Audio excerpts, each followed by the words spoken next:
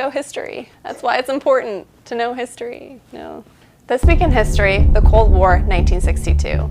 In a 13-day political and military standoff between the United States and the Soviet Union, the world was terrifyingly close to nuclear Armageddon. Tensions had been high since the previous April after the United States staged a failed military invasion of Cuba intended to overthrow the increasingly communist government of Fidel Castro. The confrontation began on October 14th when a U-2 pilot, Major Richard Heiser, photographed intermediate and medium-range Soviet ballistic missiles near the Cuban town of San Cristobal.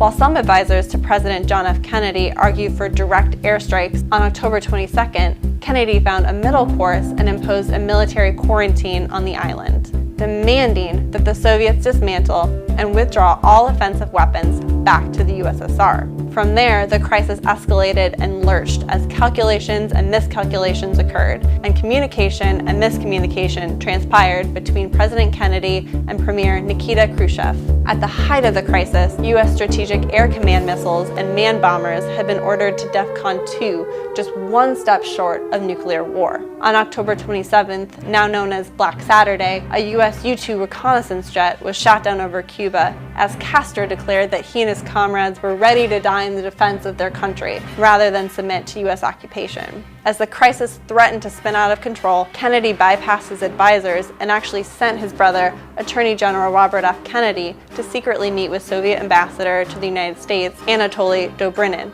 The younger Kennedy warned Dobrynin that events were moving too quickly, and if the Soviet Union removed its offensive missiles in Cuba, the U.S. would end its quarantine, promised to not invade the island, and remove its Jupiter missiles in Turkey. The next morning, Khrushchev assented and issued a public statement that the Soviet missiles would be removed from Cuba.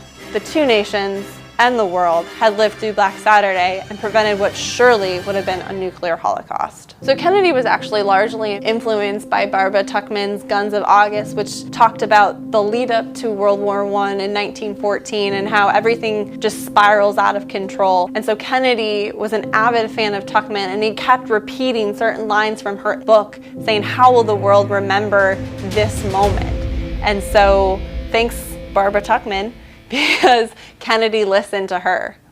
Be sure to like and subscribe, and for more videos and stories, check out historynet.com.